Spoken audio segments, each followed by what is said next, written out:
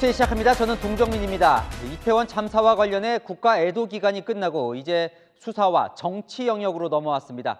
이 참사와 관련된 부처와 지자체 지휘부가 모두 국회에 출석했습니다. 경찰청장, 행정안전부 장관, 서울시장, 용산구청장까지요.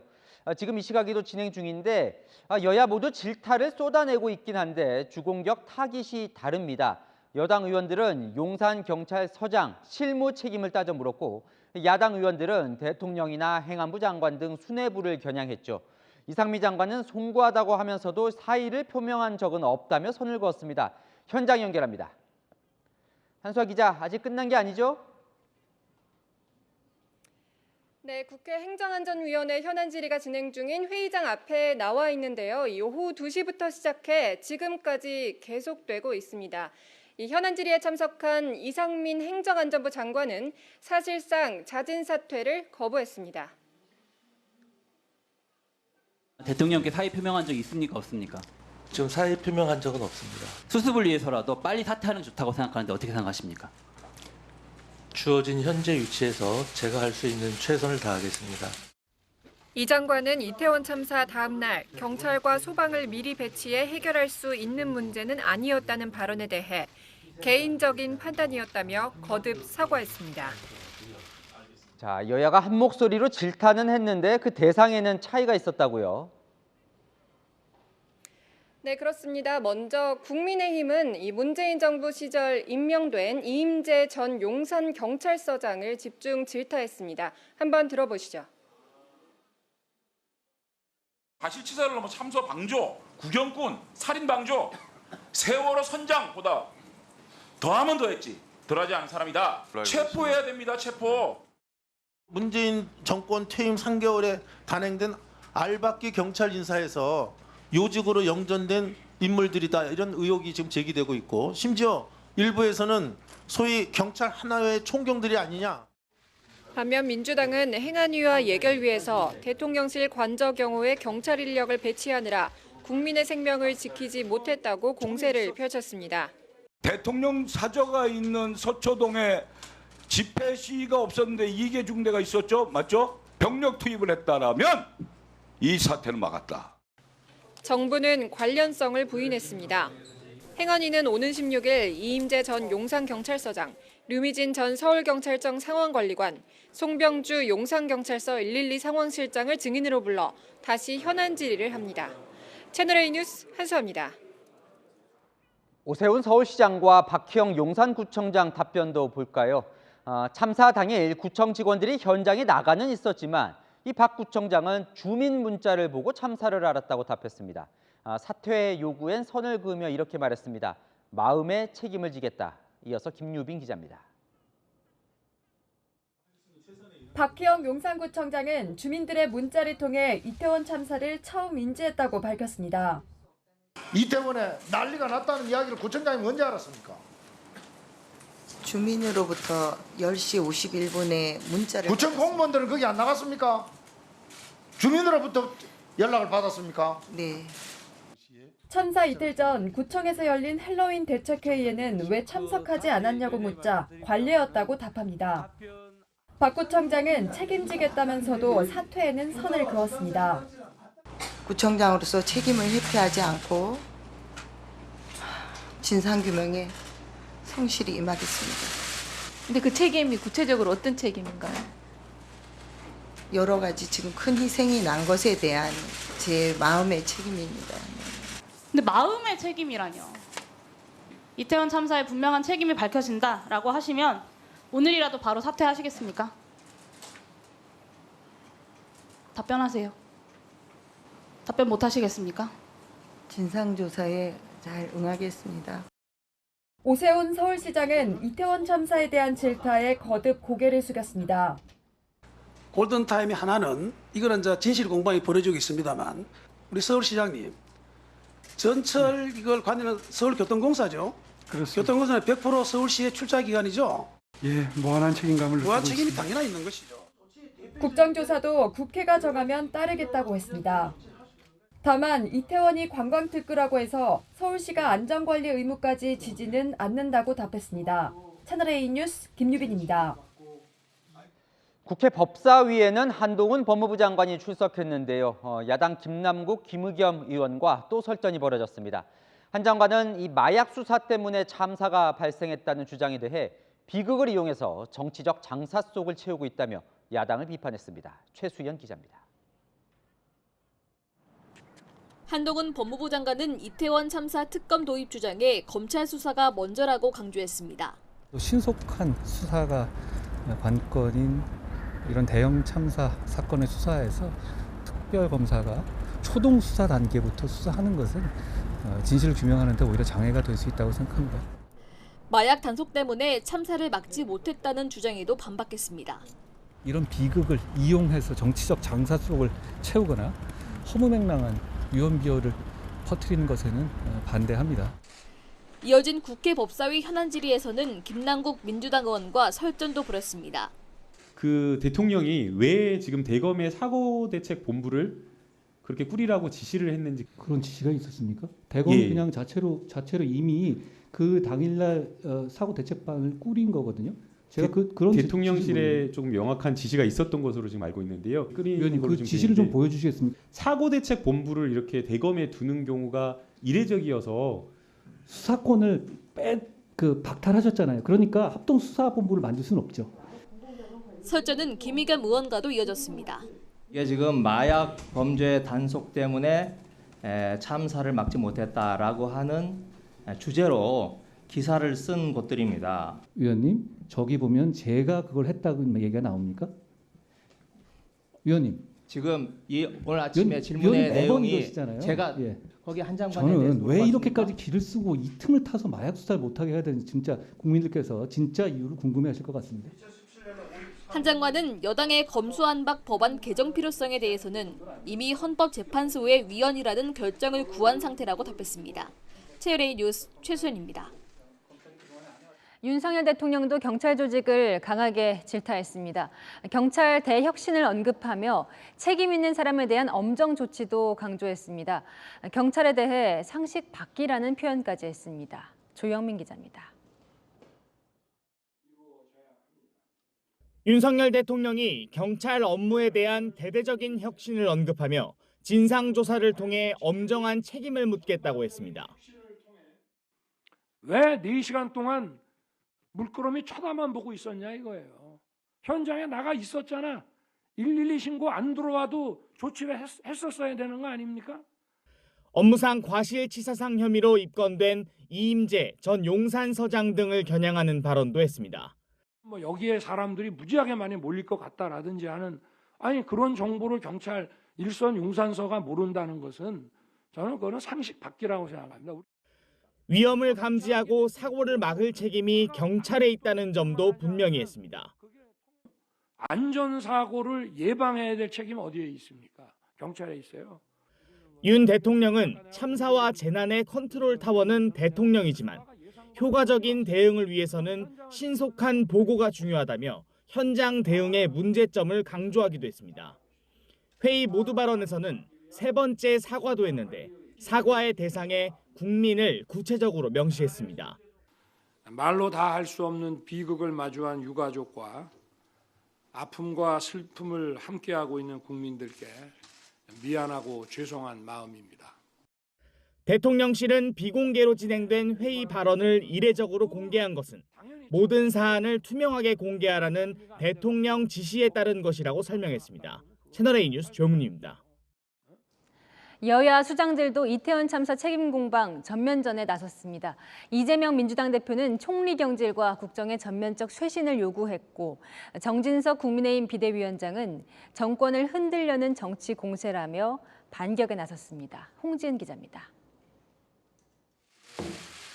더불어민주당은 윤석열 대통령의 대국민 사과와 함께 사실상 내각 총사퇴를 요구했습니다. 대통령이 국민 여러분과 그리고 희생자분들께 진지하고 엄숙한 대국민 사과가 필요하다는 것입니다. 총리 사퇴를 포함해서 국정의 전면적인 쇄신이 반드시 필요하고 국정조사는 물론 특별검사 도입도 공식 제안하며 대정부 압박 수위를 높였습니다. 국민의힘은 지난 주말 열린 정권 퇴진 집회와 민주당의 연관성을 강조하며 반격에 나섰습니다. 민주당이 원하는 것, 진정 윤석열 대통령의 퇴진입니까? 윤석열 대통령을 끌어내리겠다고 무더기 버스 동원에 나선 민주당, 국민께 사과하십시오. 경찰 수사 결과가 나올 때까지 국정조사를 수용할 수 없다는 뜻도 거듭 밝혔습니다. 내일은 대통령실에 대한 국회 운영위 국정감사가 예정돼 있어 참사 책임을 놓고 여야가 또다시 맞붙을 것으로 보입니다. 채널A 뉴스 홍지은입니다. 오늘 국회에서 촬영된 민주당 의원의 문자도 논란이 되고 있습니다. 이태원 참사 희생자 명단을 확보해서 추모 공간을 만들자는 내용인데요. 국민의힘은 이태원 참사를 정쟁화하려는 속내가 드러났다고 비판했고, 민주당은 개인 의견이라고 선을 그었습니다. 김단비 기자입니다. 이태원 참사 관련 현안 질의가 한창인 국회 행안위 전체 회의장. 문진석 더불어민주당 의원이 받은 텔레그램 메시지가 포착됐습니다. 이태원 참사 애도 기간이 끝났음에도 희생자 전체 명단, 사진, 프로필, 애틋한 사연이 공개되지 않고 있다. 의도적인 축소 은폐 시도라고 적혀 있습니다. 이미 언론의 전체면을 채웠어야 하는 상황인데 야당이 뭘 하고 있느냐는 따가운 질책에 답변이 궁색해진다는 내용이 이어집니다. 유가족과 접촉을 하든 모든 수단 방법을 동원해서라도 전체 희생자 명단, 사진, 프로필을 확보해 당 차원의 발표와 함께 추모 공간을 마련하는 것이라는 내용도 나옵니다. 이 텔레그램방 상단에는 민주당 이모 실장을 포함해 42명이 참여하고 있는 것으로 표시되어 있습니다. 국민의힘은 맹공을 퍼부었습니다. 정파적 이익을 위해서라면 국민의 눈물까지도 이용하려는 잔혹한 정치입니다. 더불어민주당의 눈과 귀는 온통 정권 퇴진에 가 있다고 해도 과언이 아닙니다. 문진석 민주당 의원 측은 개인 의견을 보내온 것이라며 확대 해석에 선을 그었습니다. 채널A 뉴스 김단비입니다.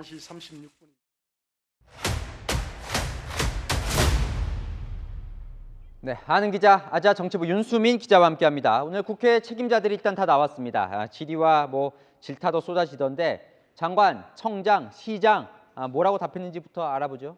네, 모두가 한마음일 텐데요. 일단 먼저 죄송하다면서 고개를 숙였습니다. 하지만 조금씩 입장은 달랐는데요.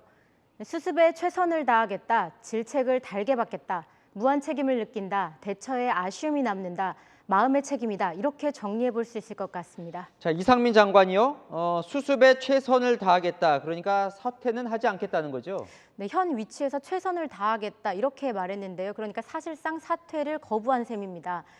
대통령실도 사퇴를 수습하고 제도 정비에도 나서야 하는 만큼 이 장관을 당장 경질할 수 없다는 기류입니다.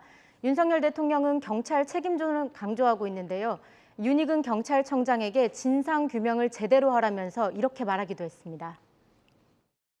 엄연히 책임이라고 하는 것은 있는 사람한테 딱딱 물어야 되는 거지 그냥 막연하게 다 책임져라. 그거는 현대사회에서 있을 수 없는 일이에요. 자, 책임 이야기 또 해보면 사실 용산구 책임 이야기도 많이 나오긴 해요. 네, 박희영 용산구청장은 오늘 행안위에 출석해서 눈물을 보이면서 책임을 회피하지 않겠다고 했는데요. 어떻게 책임질지에 대해서는 언급이 없었습니다. 박 청장 오늘 발언 다시 한번 들어보시죠. 구청장으로서 책임을 회피하지 않고 진상규명에 성실히 임하겠습니다. 근데 그 책임이 구체적으로 어떤 책임인가요? 여러 가지 지금 큰 희생이 난 것에 대한 제 마음의 책임입니다. 자, 여야 모두 질타를 하는 것 똑같은데 방향이 좀 다릅니다. 여당부터 보면 전 용산경찰서장을 문제 삼으면서 세월호 선장에 비유하기도 하더군요. 네, 앞서 리포트에서도 보셨듯이 장제원 국민의힘 의원이 한 말인데요. 한 번 더 들어보겠습니다. 이임재, 이분의 수상한 행적은 미스테리 수준이에요. 이거는 과실치사를 넘어 참사 방조, 구경꾼, 살인 방조, 세월호 선장보다 더하면 더했지 덜하지 않은 사람이다. 장 의원은 직함을 생략한 채 이임재 이렇게 호칭하면서 긴급 체포해야 한다고 목소리를 높였습니다. 이 서울청의 위기관리센터장까지 얘기했습니다. 이 사진 한 장. 이임재가 이태원 경찰서를 파출소를 가기 위해서 어슬렁거리는 산보하고 산책하는 모습입니다. 경찰의 기강회의, 무사안일, 무책임, 단적으로 보여주는 사진 한 장입니다. 이거 구경꾼 노릇을 하고 있는 이임재입니다. 파출소 옥상에서 아비규환 현장을 보고 있는 이임재입니다. 이 용산경찰서장 제대로 수사 안 하면 안 됩니다. 윤석열 대통령도 오늘 비공개 회의 때 용산서를 콕 집어 질타했습니다.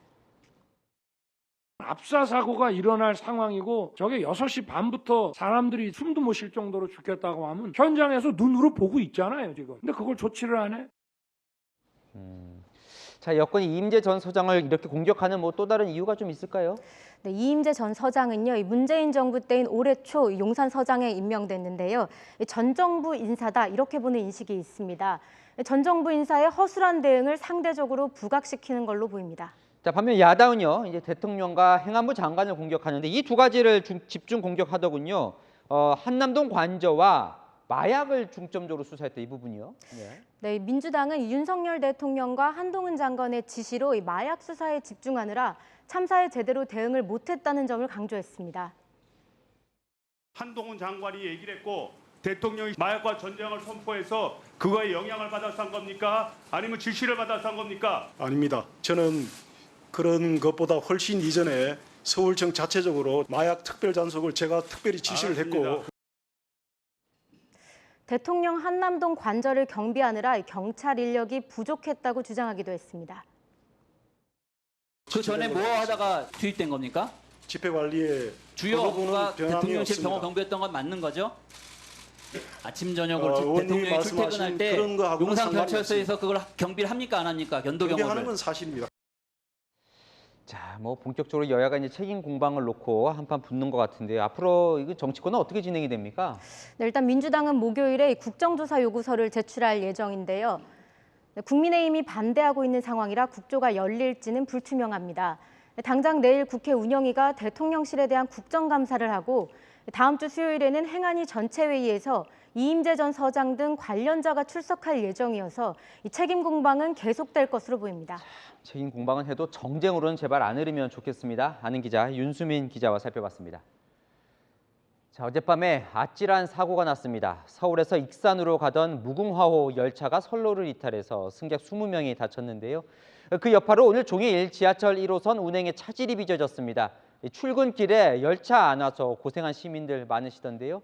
퇴근길 괜찮은지 현장 취재기자 연결해 보겠습니다. 백승현 기자, 일단 복구 작업은 마무리가 됐습니까? 네, 복구 작업은 조금 전 5시 반에 마무리됐습니다. 하지만 하루 종일 이어진 운행 지연의 여파로 지하철을 타려는 퇴근길 시민들은 여전히 불편을 겪고 있습니다. 열차 운행도 내일 첫 차부터 정상 운영이 가능할 걸로 예상되고 있습니다. 탈선 사고가 난 건 어젯밤 8시 52분입니다. 용산역을 출발한 익산행 열차가 영등포역으로 진입하던 중 선로를 이탈했는데요. 사고 당시 열차에는 275명이 타고 있었고 20명이 다쳐 병원에서 치료를 받았습니다. 사고 이후 KTX를 포함한 열차 운행이 최대 3시간까지 지연됐는데요. 지연 열차를 타고 영등포역에 도착한 승객들은 대중교통이 끊기는 바람에 큰 불편을 겪었습니다. 사실 저는 비행기를 타야 되는 입장이라 그럼 영등포역에서 하차시켜달라 그렇게 하니까 안 된다고 하더라고요. 그럼 지금 비행기 놓치신 거예요? 네, 놓쳤습니다. 복구 지연으로 지하철 1호선 구로역에서 용산역 구간 급행열차 운행이 중단됐고 승객이 완행열차로 몰리면서 출근길 극심한 혼잡이 빚어졌습니다. 지하철 구로 거기서 네, 맞아요. 하는데 하니까 너무 사람이 꽉 차가지고 지하철 이용을 포기하는 시민들도 속출했습니다. 지금 2대 보냈거든요. 근데도 사람이 너무 많아가지고 그냥 버스 타고 가려고 합니다. 지각이 없어서 빨리 가야 돼요. 서울시는 사고 발생 12시간이 지난 오늘 아침 8시 27분에서야 다른 대중교통을 이용해달라는 긴급 안내 문자를 보냈습니다. 이때는 이미 출근 시간대여서 상당수 시민들은 이유도 모른 채 큰 불편을 감수해야 했습니다. 지금까지 영등포역에서 채널A 뉴스 백승현입니다. 이태원 참사의 충격으로 승객들의 공포는 배가 됐습니다. 사고 당시 열차에 타고 있던 승객들도 아비규환이었고 이 출근길 지하철 가득 찬 인파 속에서 시민들은 압사 사고의 악몽을 떠올려야 했습니다. 이어서 김지윤 기자입니다. 탈선 사고는 쿵 하는 충돌음과 함께 시작됐습니다. 열차가 한쪽으로 급격히 쏠려 승객들도 몸을 가눌 수 없었습니다. 비행기 진짜 난기류 만난 것처럼 차가 양옆으로 엄청 흔들리고 저는 좌석 승객이었는데 제가 엉덩이가 막 뜨는 거예요. 그 디스코 팡팡 타는 것처럼 콩콩 뛰었거든요. 덜컹거리면서 쿵 소리가 났었어요. 안전벨트를 없으니까 공중으로 이렇게 뜨면서 옆으로 쏠리는데 제가 좌석을 잡으면서 버텼죠. 탈선 후 열차 내부 조명은 모두 꺼졌고 승객들은 영문도 모른 채 두려움에 떨어야 했습니다. 거울이 깨지고 밖으로 나가서 보니까 사후차에서는 이제 창문 쪽에는 다 이제 깨졌더라고요. 일주일 만에 또 이렇게 닥치다 보니까 연기 차고 탄 냄새 나고 진짜 터지는 줄 알았어요. 혹시 화재가 발생할까 봐 그것 때문에 무서웠고. 시민 불안은 오늘 아침 출근길까지 이어졌습니다. 일부 구간 지하철 운행이 중단되면서 주요 환승역에 인파가 대거 몰렸기 때문입니다.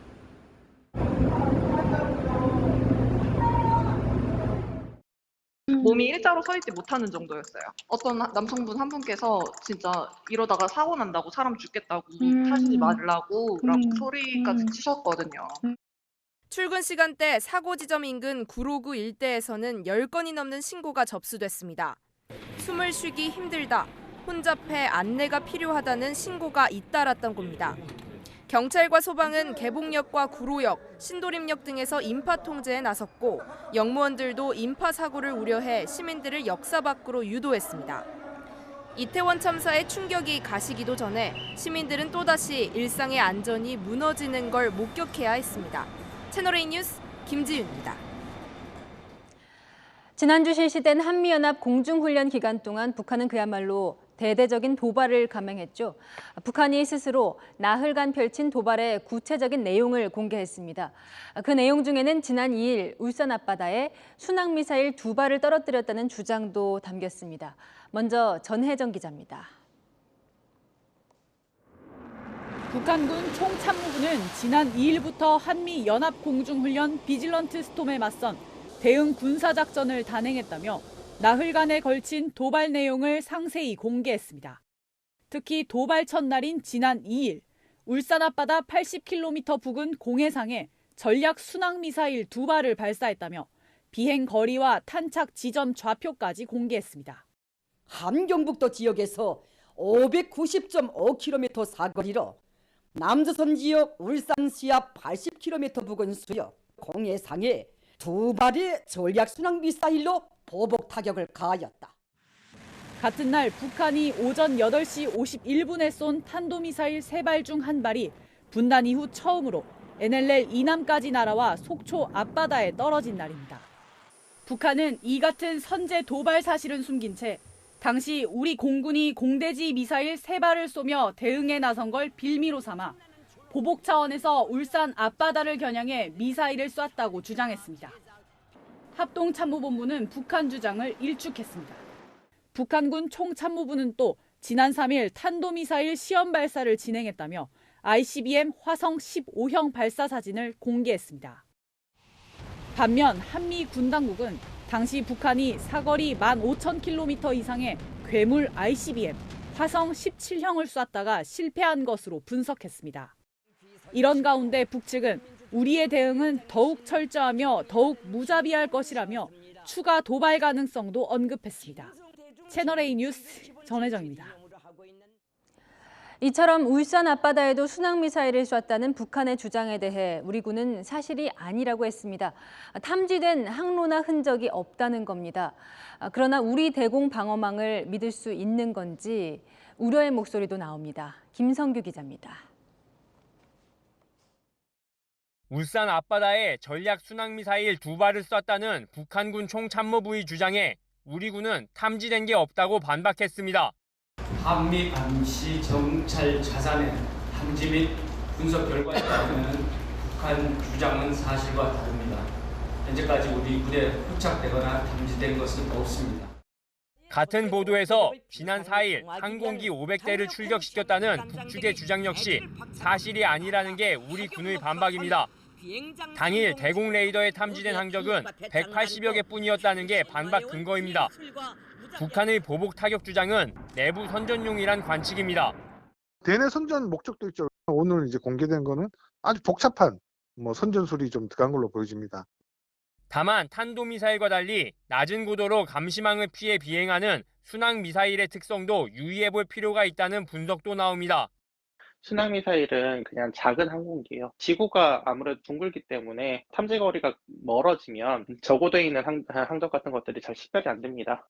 실제로 북한의 지난해 3월 탄도미사일과 9월 순항미사일 궤적을 우리 군이 탐지하지 못한 전례도 있습니다. 이런 가운데 합참은 지난 2일 북한이 분단 이후 처음으로 NLL 이남에 쏜 단거리 탄도미사일 잔해를 수거해 분석 중이라는 사실을 공개했습니다. 북한의 각종 도발 수단을 추적, 감시하는 것은 물론 속속들이 들여다보고 있다는 경고의 메시지가 담겼습니다. 채널A 뉴스 김성규입니다. 연이은 북한의 도발에 어민들은 불안과 공포의 나날을 보내야 했습니다. 특히 동해안 어민들은 생계를 위협당하는 현실입니다. 현장 카메라 정다은 기자가 취재했습니다. 저는 지금 동해안 항구인 동명항에 나와 있습니다. 북한의 잇따른 도발이 이곳 어민들의 조업에도 영향을 미치고 있다고 하는데요. 어떤 상황일지 현장에서 직접 들어보겠습니다. 바다 한가운데서 그물을 걷어내자 제철을 맞은 양미리가 한가득 걸려 올라옵니다.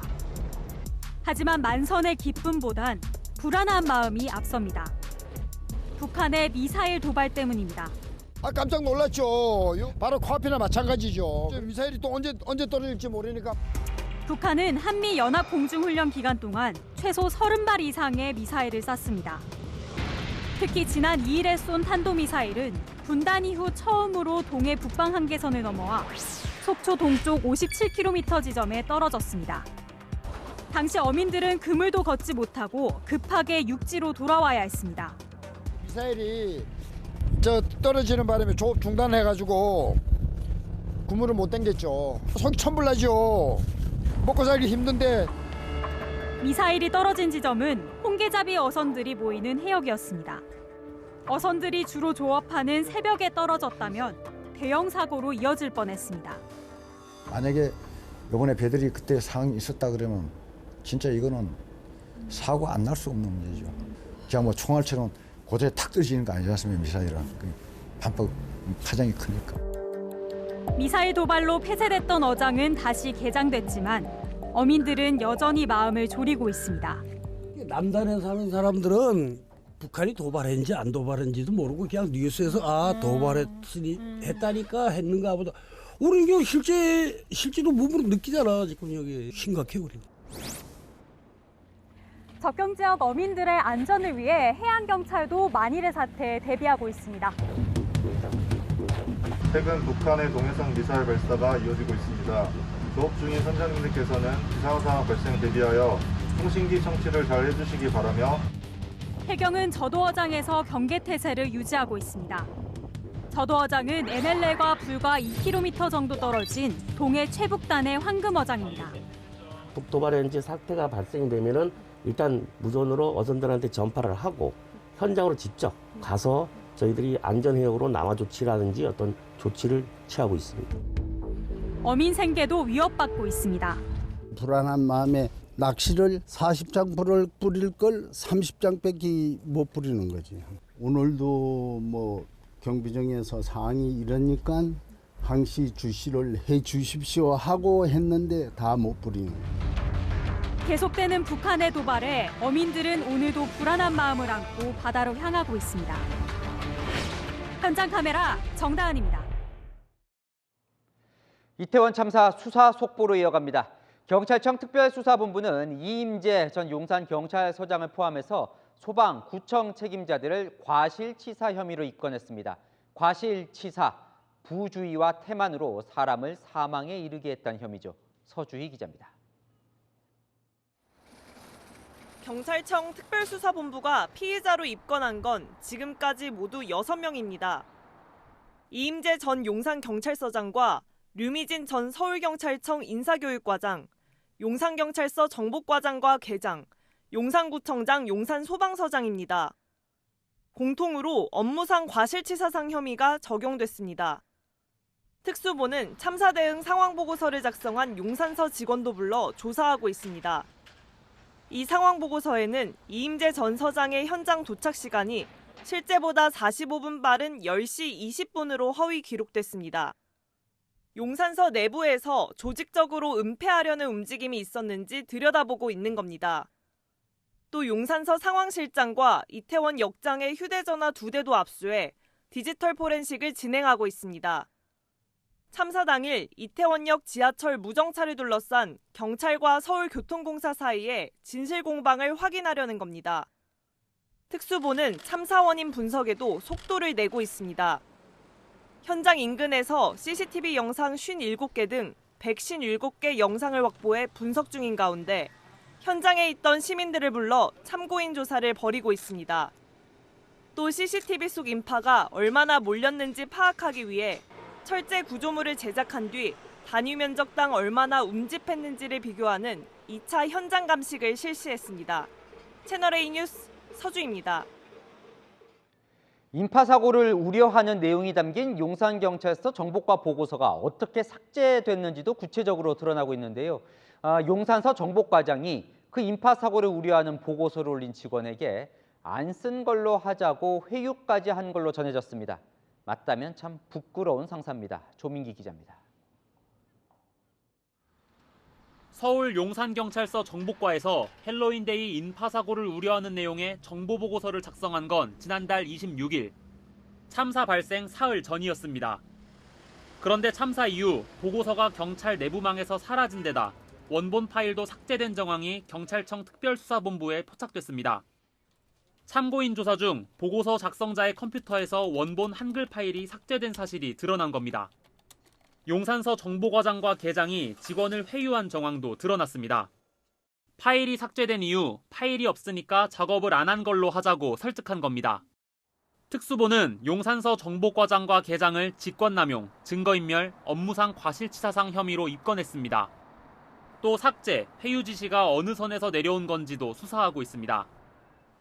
특수본은 보고서가 경찰청 첩보관리 시스템에 등록된 뒤 72시간이 지나 자동 삭제된 사실도 확인했습니다. 보고서에서 인파사고 우려 부분이 빠진 채로 등록됐다는 의혹도 제기됐지만 특수본은 최초 작성 내용 그대로 등록됐다고 밝혔습니다. 특수본은 이 보고서 이전에 작성된 헬로윈데이 관련 보고서에 대해서도 삭제나 은폐 정황이 있는지 들여다보고 있습니다. 채널A 뉴스 조민기입니다. 이태원 참사를 반복하지 않기 위해 이젠 꼭 바꿔야 할 것들 저희가 점검하고 있는데요. 압사 사고를 막기 위해 전문가들은 이걸 해야 한다고 입을 모으죠. 일방통행. 인파가 몰렸을 때 그 효과가 얼마나 큰지 이 시뮬레이션 결과가 나왔습니다. 황규락 기자가 보도합니다. 이태원의 한 골목. 참사가 발생한 곳보다 더 좁습니다. 이태원 참사가 났던 폭 4m의 경사진 골목과 같은 조건으로 보행자 시뮬레이션을 해본 결과 당시 양방향으로 사람이 엇갈리며 움직이지 못한 게 사고 원인이었습니다. 최소한 1000명 이상은 됐던 것 같아요. 해석한 거 결과로 보면 한 800명에서는 이미 압사 사고가 터지는 걸로 돼 있었고요. 일방 통행이었다면 어땠을까? 1제곱미터당 5명, 즉 800명이 양방향으로 뒤섞여 통행한 경우 골목 통과 시간은 평균 144초. 일방 통행을 하면 79초, 약 1.8배나 더 빨리 골목을 빠져나올 수 있었습니다. 일방 통행을 한 경우에는 제가 생각하기에는 한 1.2배, 최소한 1.2배, 1.3배 정도 인원이 왔었어도 압사 사고가 터지지 않고 해결이 됐었을 거라고 보여집니다. 홍콩에서는 좁은 골목을 경찰들이 시민들과 함께 걸으며 일방 통행을 유도합니다. 미국에선 1제곱미터당 2명에서 3명 이상 몰려의 경우 바리케이트를 쳐 구획을 나눕니다. 지난 주말 이태원 참사 추모 집회가 열렸던 서울시청 앞. 경찰 1200여 명이 배치돼 보행로 가운데 펜스를 쳐 우측 통행을 유도합니다. 결국 대비만 철저히 하면 얼마든지 질서 있게 행사나 집회를 치를 수 있다는 것. 전문가들은 1제곱미터당 5명 이상 모일 것으로 예상되는 곳이나 출구가 좁아져 병목 현상이 일어나는 곳에서는 미리 일방통행을 시행할 필요가 있다고 조언합니다. 채널A 뉴스 황규락입니다. 아파트와 상가 건물에 이태원 참사를 언급한 현수막이 걸려 논란이 됐습니다. 표현의 자유는 있다지만 벌써부터 참사를 이용하려 한다는 반론도 만만치 않습니다. 김예지 기자입니다. 기자회견을 하는 보수단체와 상가 관리인 사이에 고성이 오갑니다. 이태원 참사 관련 현수막 때문입니다. 7층 높이 건물에 4개 층을 길게 덮는 리본 현수막이 달렸는데 이태원 참사 애도 문구와 함께 윤석열 대통령의 퇴진을 요구한다고 적혀 논란이 됐습니다. 이 건물 상가 소유자이자 관리인인 더불어민주당 당원이 설치했는데 다른 임대인들의 동의는 구하지 않은 것으로 전해졌습니다. 욕설도 쓰여 있어 민원이 제기되자 어제 자진 철거했습니다. 서울 대치동 음마아파트. 이태원 참사 사고 음마에서 또 터진다는 현수막이 붙었습니다. 고 정주영 현대그룹 명예회장을 언급한 현수막도 걸렸습니다. 해당 현수막은 음마아파트 지하를 관통할 가능성이 있는 GTX C 노선에 대한 반대 의견을 표명한 것으로 시공사인 현대건설에 항의하려는 목적으로 제작됐습니다. 직원들이 그냥 좀 실수를 한 거예요. 그래서 바로 철거를 했어요. 굳이 그거를 그렇게 그냥 결국 아파트 재건축 때문에 그러는 거잖아요. 그걸 굳이 이렇게 사익에 이용을 했어야 되는지 하는 좀 씁쓸한 부분이 있더라고요. 채널A 뉴스 김예지입니다. 석 달 전 민주당은 당헌 80조를 개정했습니다. 당직자가 부정부패 혐의로 재판에 넘겨지면 직무를 정지해야 하지만 정치 탄압으로 해석되면 예외를 둔다는 내용입니다. 이 예외 규정의 첫 대상자가 김용 민주연구원 부원장이 될 것으로 보입니다. 다만 역풍을 우려했는지 당 일각에서는 김 부원장의 자진 사퇴 가능성도 거론되고 있습니다. 우현기 기자입니다. 더불어민주당이 불법 대선 자금 수수 혐의로 기소가 임박한 김용 민주연구원 부원장에 대해 새로 고친 직무정지 예외 규정을 적용할 방침입니다. 본인이 지금 부인하고 있고 정치 탄압의 일환으로 보고 있는데 그런 경우에는 사실 이게 그 당헌에 따른 당헌 당규에 따른 당무를 정지하는 그런 조항이 적용되지는 않거든요. 김 부원장에 대한 수사가 정치 탄압이라 예외 사유에 해당된다는 겁니다. 민주당은 지난 8월 당헌 80조 개정을 통해 부정부패 혐의로 기소된 당직자 직무를 정지하되 정치 탄압 등 부당한 이유가 있으면 당무위원회 의결을 거쳐 예외를 두는 구제 조항을 뒀습니다. 개정 당시에도 각종 사법 리스크에 휩싸인 이재명 대표를 위한 방탄용이란 비판이 있었는데 김 부원장을 예외로 할 경우 이 대표가 방탄 논란을 피하기 어렵다는 지적이 나옵니다. 당 일각에서는 이 대표의 정치적 부담을 덜어주기 위해 김 부원장의 자진 사퇴 가능성이 제기됩니다. 한 친명계 의원은 채널A와의 통화에서 당무위가 열리기 전에 본인이 사의하지 않겠느냐고 말했습니다. 채널A 뉴스 우현기입니다.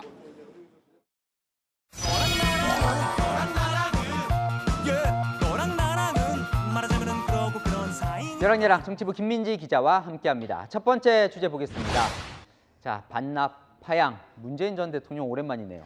네, 문재인 전 대통령이 김정은 국무위원장에게 받은 풍산개들을 반납하기로 했는데요. 이를 두고 여권에서 파양이라고 비판하면서 양측이 충돌했습니다. 2018년 이 남북 정상회담 때 김정은 위원장이 선물한 풍산개들이죠. 맞습니다. 당시 송강이와 고미의 청와대 입성이 화제가 됐었죠. 얘가 송강이에요? 곰이요.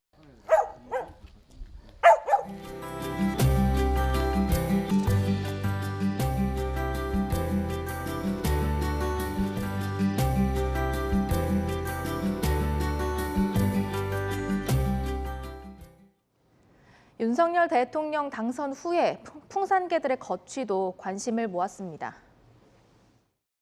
강아지는 아무리 정상감 받았다 해도 키우던 주인이 계속 키워야지. 기억이 납니다. 윤 대통령이 이제 강아지를 많이 키우잖아요. 그러다 네. 보니까 개를 위해서라도 이 주인 따라가는 게 맞다 이런 취지였던 것 같은데 뭐가 문제예요 지금? 반려동물이라는 이 특성을 감안해서 문 전 대통령이 양산으로 데려가긴 했지만요. 원칙대로라면 대통령 기록관에 보관을 해야 합니다. 대통령이 직무 중 받은 선물은 국가 기록물이기 때문입니다. 그래도 어쨌든 그때 협의를 해서 결정을 했던 거잖아요. 근데 왜 이제 반납을 하겠다는 겁니까? 일단 문 전 대통령 측은 대통령실 탓을 하고 있습니다. 강아지 위탁이라는 게 선례가 없는 일인 만큼 행안부가 시행령을 개정해서 규정을 만들기로 약속을 했는데 대통령실의 이의 제기로 국무회의에 상정되지 못했다고 주장했습니다. 그러니까 규정을 지키기 위해서 반납을 하겠다 이런 거네요. 네. 하지만 대통령실은요. 관련 부처가 아직 협의 중이라면서 그 과정을 기다리지 않고 반환하는 건 문재인 전 대통령 측의 판단이라고 맞섰습니다. 여권에서는 결국 사료값, 사육사 비용 등을 세금으로 지원받지 못하니 강아지를 파양하겠다는 것 아니냐며 좀스럽고 민망한 일이라고 비판했습니다. 자, 그러면 저 풍선개들은 앞으로 어떻게 되는 겁니까? 대통령실에 물어보니까요. 이 대통령 기록관의 업무인데 관계 부처와 협의를 해서 판단할 것이라고 했습니다. 네, 다음 주제 넘어가 보겠습니다. 한남동으로 대통령 이제 관저에 들어가나요? 네, 윤석열 대통령 부부가 용산구 한남동 관저로 이사를 완료했습니다. 이 소식은 오늘 국회에 출석한 김종철 대통령 경호차장 휴대전화 메시지가 노출되면서 알려졌습니다. 또 카메라에 찍혔군요. 여사님이 한남동으로 이동 예정이다 써 있네요. 네, 어제 집무실 집기들은 이사가 완료됐고 김 여사가 3층 짐 정리를 진행할 예정이라고도 쓰여 있는데요. 경호실 차장님 오늘 11시경에 입주하셨죠? 아닙니다. 지금 입주를 하신 건 아니고 이삿짐을 옮기고 있는 걸로 알고 있습니다. 대통령실은 대통령 부부의 비공개 동선은 보안상 확인이 어렵다면서 입주가 끝나면 자연스럽게 언론인에게 말할 기회가 있을 것이라고 설명했습니다. 네, 주제 하나 더 보겠습니다.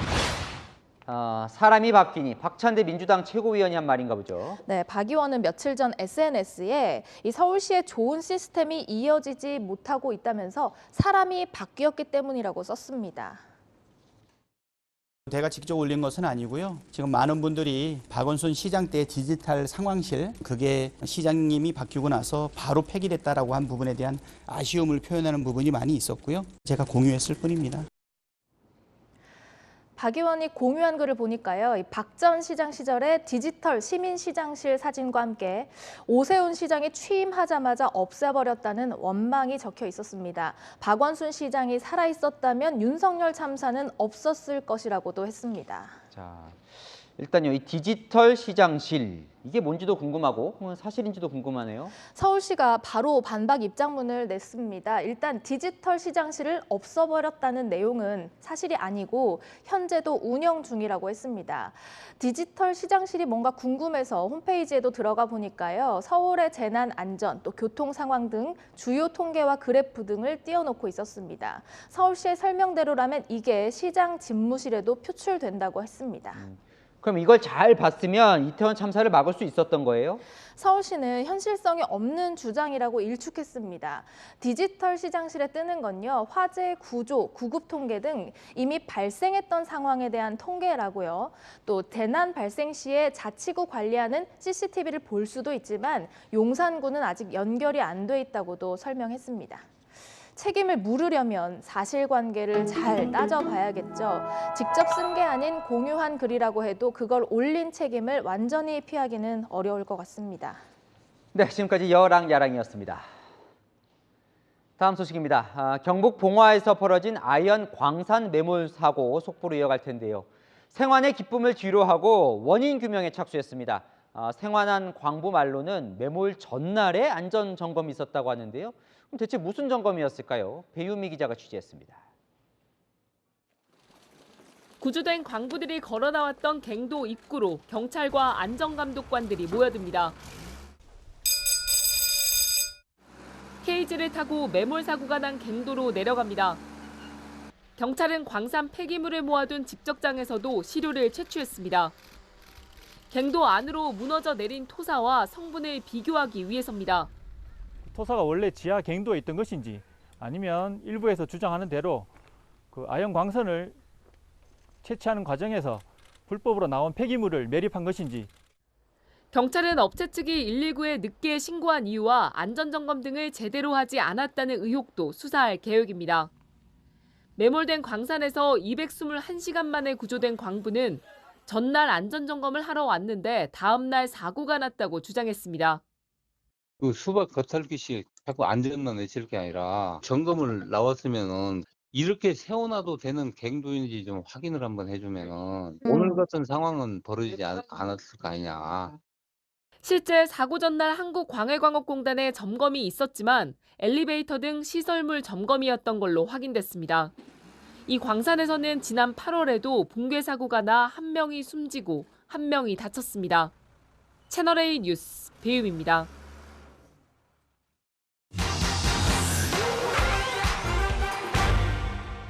박병환은 지금 즉시 퇴거하라! 연쇄 성폭행범 박병화가 출소한 지 일주일이 지났습니다. 화성 시민들은 매일 박병화의 집 앞에서 집회를 열어 화성시를 떠나라고 목소리를 높이고 있는데요. 집주인 역시 몰래 이사를 온 건 계약 해지 사유라며 소송까지 내고 있습니다. 법적으로 내보낼 수 있는 건지 따져봅니다. 박병화는 시민 눈에 띄지 않게 은둔 생활을 이어가고 있습니다. 인적이 드문 시간대에만 잠시 나와 생필품을 사가는데요.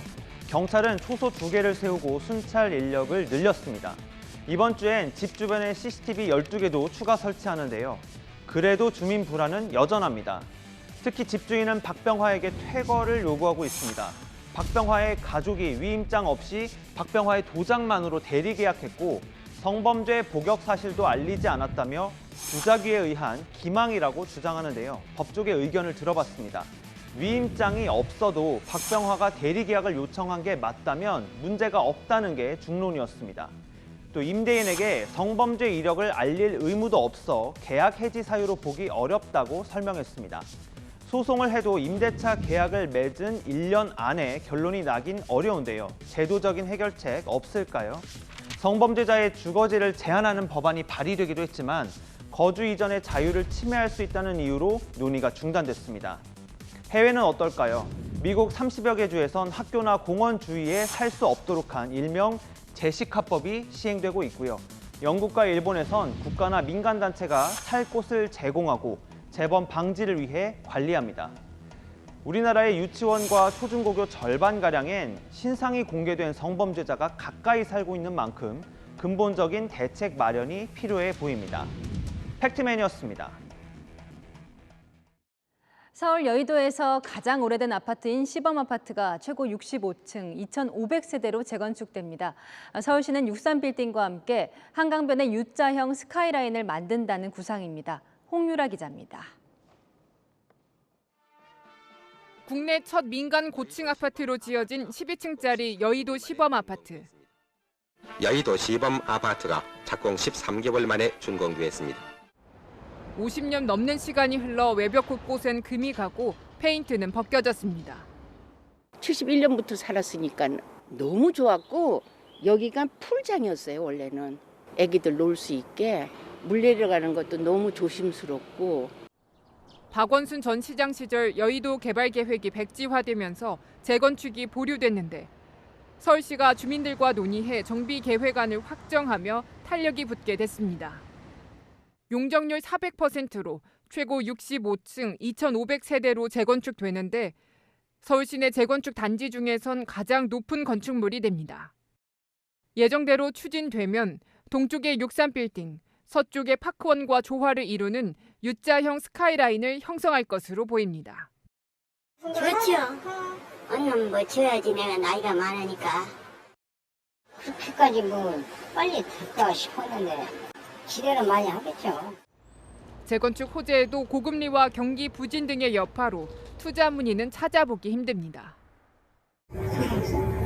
계속 그랬어요. 뭐 여도 수시면 아무 전화 안 했어요. 여의도 일대에는 준공 40년 이상 된 재건축 추진 단지가 16곳, 총 8천여 가구에 달합니다.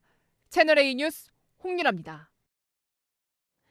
바이든 정부의 2년을 평가하는 미국 중간선거가 하루 앞으로 다가왔습니다. 상하원과 주지사를 뽑는 이번 선거, 민주, 공화 양당의 지지율이 초박빙인데요. 오바마와 트럼프 등 전현직 대통령이 4명이나 유세에 나섰습니다. 권갑구 기자입니다. 버락 오바마 전 미국 대통령이 격전지 중 한 곳인 필라델피아의 모습을 드러냈습니다. 조 바이든 대통령과 민주당 지원 사격에 나선 겁니다. Maybe they don't think that Congress matters as much. Maybe they don't think their vote will matter as much. And that starts with electing people who know you. 빌 클린턴 전 대통령도 뉴욕 브루클린과 네바다를 돌며 민주당 후보들을 지원했습니다. And I have never felt more strongly that everything I work for all my life is on the line now. 전직 대통령들이 총출동했고 바이든 대통령도 최근 일주일 사이 뉴욕 등 6개 주를 도는 강행군을 벌이고 있지만 초조한 기색은 숨길 수 없습니다.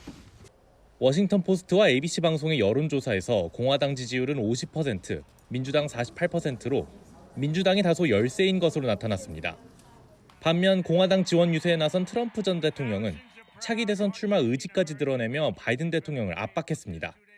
In order to make our country successful, safe, and glorious, I will probably have to do it again, but stay tuned.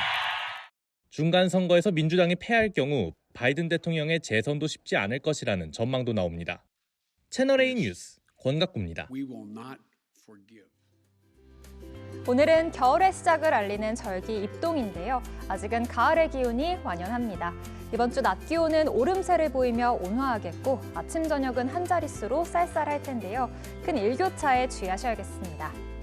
서울을 포함한 중서부에는 내일 새벽까지 약한 비가 예상됩니다. 비의 양이 많지는 않아서 건조함을 해소하기에는 부족한데요. 특히 전남 동부를 포함한 동쪽은 대기가 무척이나 건조합니다. 화재가 발생하지 않도록 주의하셔야겠습니다. 내일 출근길에는 내륙 곳곳에 짙은 안개가 예상되고요. 중서부 지역에는 공기질이 탁하겠습니다. 내일 아침 서울은 9도, 대전과 대구는 6도로 출발해서 한낮에는 서울 17도, 광주는 20도까지 오르겠습니다. 다가오는 주말에는 전국에 비 소식이 있습니다. 날씨였습니다. 오늘 아침 출근길 풍경이 달라졌습니다. 무궁화호 탈선 영향으로 1호선 열차가 제때 안 와서 지옥 처리됐는데요. 예전 같으면 무조건 밀고 들어가서 탔을 텐데 열차 안 승객들은 압사당한다, 타지 말라고 소리치고 타려는 사람들도 조심을 했다지요. 국민 모두가 이태원 참사의 트라우마를 겪는 중입니다. 트라우마 치료법은 믿음이라고 합니다. 다시는 이런 사고가 없을 거라는 믿음, 사고가 나도 누군가는 도와줄 거라는 믿음, 국가가 할 일이죠. 마침표 찍겠습니다. 믿음 줄 때까지 뉴스에 마칩니다. 감사합니다.